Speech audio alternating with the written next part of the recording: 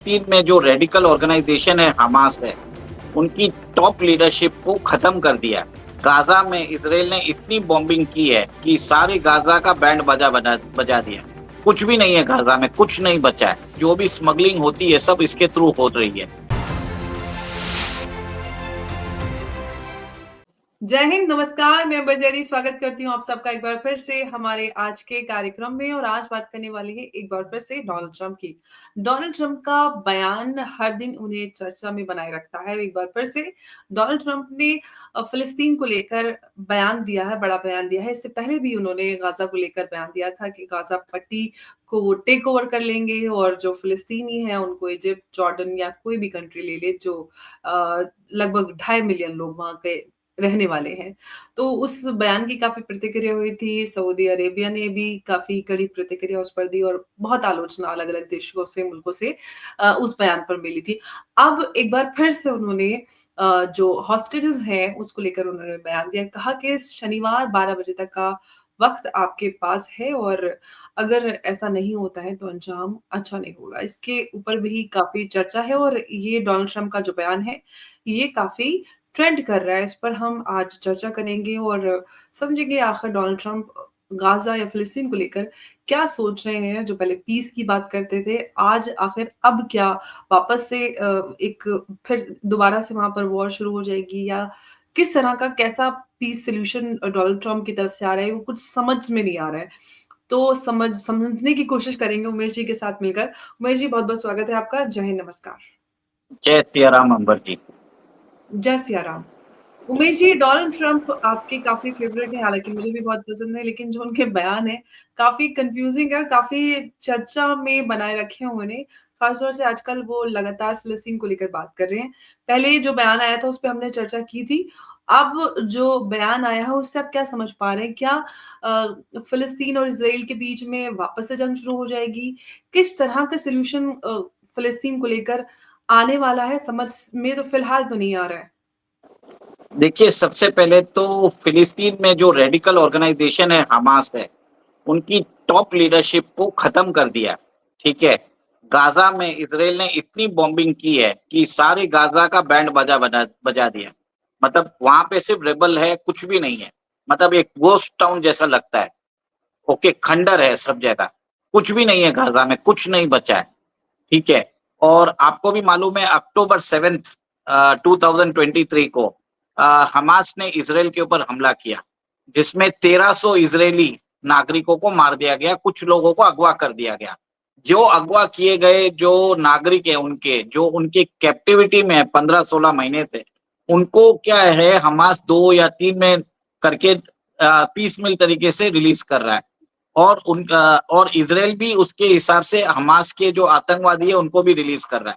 अब Donald Trump ने बोल दिया है कि ये जो बोलते हैं ना मतलब किश्तों और टुकड़ों में आप रिलीज कर रहे हो, ये नहीं चलेगा। एक साथ सबको रिलीज करो, आपको क्या चाहिए आप ले लो। और उन्होंने तो आपको मालूम ही है कि उन्होंने बोल दिया कि गाजा मेरा हो चुका है। ठीक है। आप this is the property of America. आप लोगों जो 2 मिलियन लोग हो उधर उधर निकल के आप लोग इजिप्ट जाओ, जॉर्डन जाओ और सऊदी अरेबिया जाओ, सब जगह जाओ। ग्लोबल उम्मा आपके लिए है, आपके लिए बहुत रो रहा है, तो चलो जाओ उधर। तो डोनाल्ड ट्रंप का अगर देखा जाए तो बयान बहुत ही सिंपल है कि देखिए गाजा का एक सोल्यूशन, टू स्टेट सोल्यूशन जो बोलते हैं, जो ऑलरेडी पहले किया जा चुका है, जिसमें वेस्ट बैंक पैलेस्टीनियन ऑर्गेनाइजेशन के पास थी और गाजा पट्टी थी हमास के अंदर। तो ये काम आराम से चल रहा था, ये बहुत दिनों से it was a peaceful solution और सेटलमेंट जैसा हो गया था। बट जो अंडर करंट थे वो चल ही रहे थे। आपको मालूम है हमास ने गाजा के अंदर बहुत बड़ा टनल बना के रखा है, मतलब हंड्रेड्स ऑफ किलोमीटर में चलती है। लोग बताते हैं कि जो भी स्मगलिंग होती है सब इसके थ्रू हो रही है। और आपको ये जान के हैरानी होगी, जो अक्टूबर 7 का अटैक था उसकी सारी प्लानिंग इस टनल में हुई थी। मेरे को ये नहीं समझ में आता, Mossad is considered to be one of the most मतलब reputed intelligence agencies of the world. मतलब सीआईए से ज्यादा उनका नेटवर्क है। और वो इतनी बड़ी प्लानिंग को वो लोग पता नहीं लगा पाए, ये बात मुझे हजम नहीं होती है। ठीक है। कहीं कहीं मुझे लगता है कि हमास ने जानबूझ के अलाउ किया कि हमास हमला कर सके इसराइल पे, उनके नागरिकों को मार सके और इजराइल इस बहाने हमास के अंदर गाजा के अंदर बमबारी करके वहां पे लोगों को हटा दे। आप सोच सकते हैं 45,000 लोग मारे गए, पूरा गाजा को उन्होंने लेवल डाउन कर दिया। अब तो डोनाल्ड ट्रंप ने उनको हेवी हेवी बॉम्ब्स भी दे दिए कि आप चाहिए तो बंकर बस्टर बॉम्ब है, पूरा एक ही बॉम्ब में उसको लेवल कर दीजिए, और वहां के लोगों को बोल दिया आप निकलो।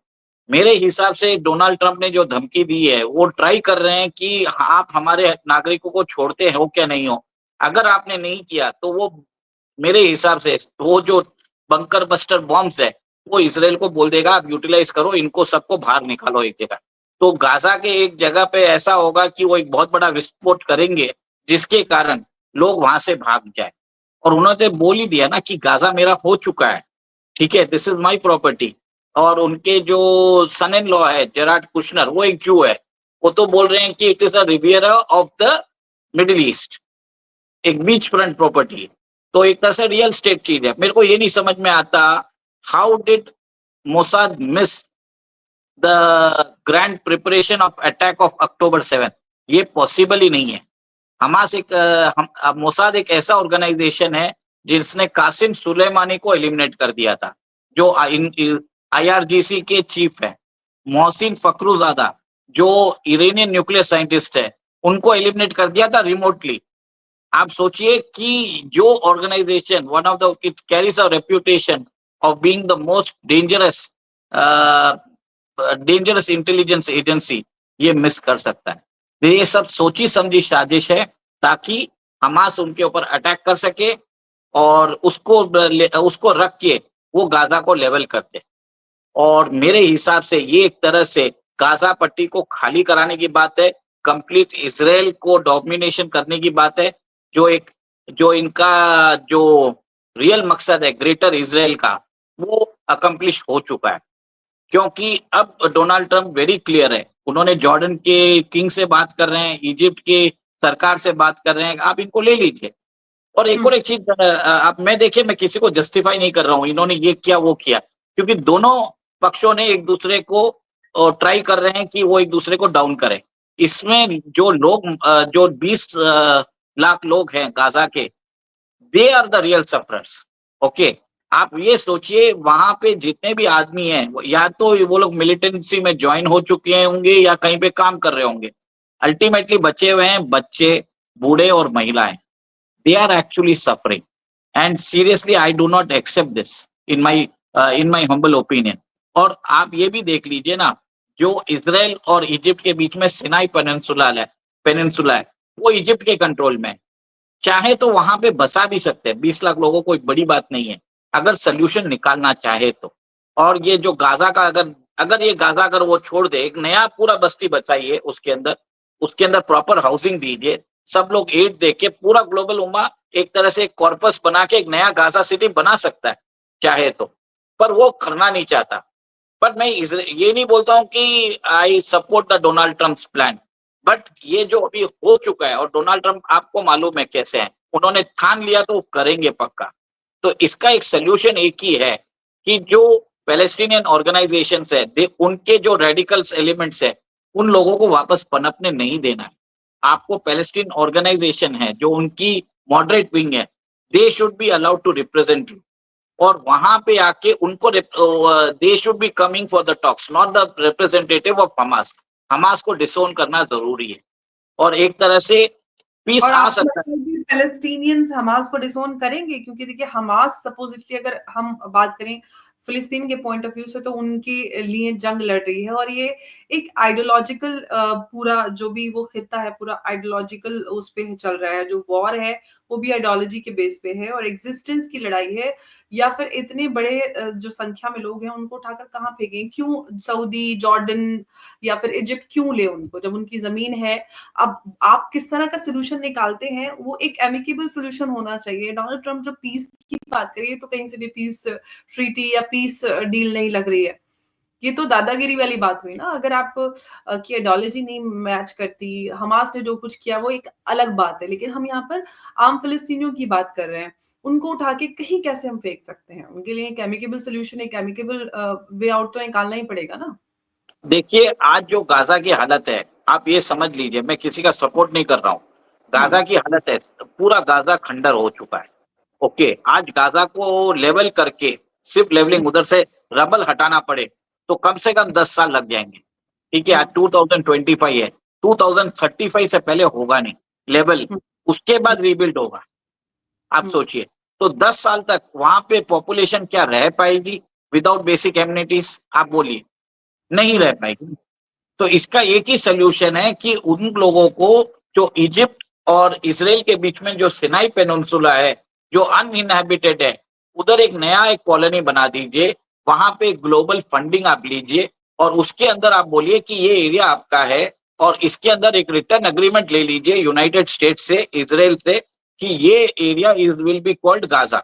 इजिप्ट को हुँ, थोड़ा बहुत करना पड़ेगा, सिनाई पेनिनसुला किसी के काम का नहीं है, it is a barren hmm, land. Hmm, okay, और कर सकते हैं। आप देखिए वेस्ट बैंक में, जो वेस्ट बैंक है जो इसराइल के अंदर ही है, पर वहां पे पैलेस्टीनियन ऑर्गेनाइजेशन रूल कर रहा है, वहां पे तो एमिकेबल सिचुएशन है ही। प्रॉब्लम है ये हमास के रेडिकलाइज्ड एलिमेंट्स में, वो मानते भी नहीं है। उन हमास और पैलेस्टीनियंस के बीच में ऑलरेडी प्रॉब्लम चल रहा है, तो उनको चूज करना पड़ेगा एक मॉडरेट लीडरशिप। हुँ, एक्सट्रीमिस्ट लीडरशिप से काम नहीं चलेगा, वापस आप वॉर करोगे, इसमें अल्टीमेटली फायदा किसका है? ये फायदा इन कुछ लोगों का है, चुनिंदा लोगों का है। अब देखिए इसराइल ने इसको अब बहाना बना लिया, अब वो पूरे गाजा पट्टी पे कब्जा कर रहा है। ओके, आप ये सोचिए, पहले उन्होंने, मेरा मानना है कि उन्होंने खुद ही अटैक करवाया अपने लोगों पे, 1300 लोगों को मरवाया, फिर बाद में आपके 45,000 लोगों को मारा। काफ़ी बड़ी बात आप ये बोल रहे हैं। अब यस, तक तो यस, ये मेरे को लग रहा है ये 45,000 लोगों को मरवाया, ठीक है, और गाजा के अंदर सारे गाजा को बंजर कर दिया। ओके, पूरा मतलब खंडर जैसा कर दिया है। और उसके बाद डोनाल्ड ट्रंप आके बोल रहे हैं कि ये गाजा मेरा है, और उसके अंदर बहाना बता रहे हैं कि जैसे वो बोल रहे हैं बरोबर है, आप देखा जाए तो, क्योंकि आपको 10 साल तो लग जाएंगे मलबा उठाने में। अंबर जी, आपको 10 साल तो लग जाएंगे, 10 साल you can not allow the 20 million 2 million Gaza residents to suffer. Solution क्या है? सोल्यूशन एक ही है, they have to move to a new land. इनको कहीं ना कहीं इनको you will have to move them to a new land, नहीं तो कुछ कंट्रीज को उनको लेना पड़ेगा, कोई उपाय नहीं है। आज 57 कंट्रीज है, मुस्लिम कंट्रीज। अगर हुँ, आप हुँ, चाहे तो एक एक कंट्री अगर 20-30 हजार को भी ले, तो डिस्ट्रीब्यूट हो सकता है पॉपुलेशन, कोई बड़ी बात नहीं है। बट प्रॉब्लम क्या है, अमेरिका ने अपना काम कर लिया, इसराइल का काम हो चुका है। दो जी, मिलियन गाजा रेसिडेंट्स है, उनको प्रॉब्लम है। ग्लोबल उम्मा जो इनको सपोर्ट करता है, लिप सर्विस देता है, उनको लेने के लिए तैयार नहीं है। तो अल्टीमेटली नुकसान किसका हुआ? गाजा के लोगों का हुआ। और गाजा के लोगों को अगर बाहर आना है, तो उनको पैलेस्टीनियन लीडरशिप के ऊपर उनको अपना रिप्रेजेंटेटिव बनाना पड़ेगा। हमास को रिप्रेजेंटेटिव बना नहीं सकते आप।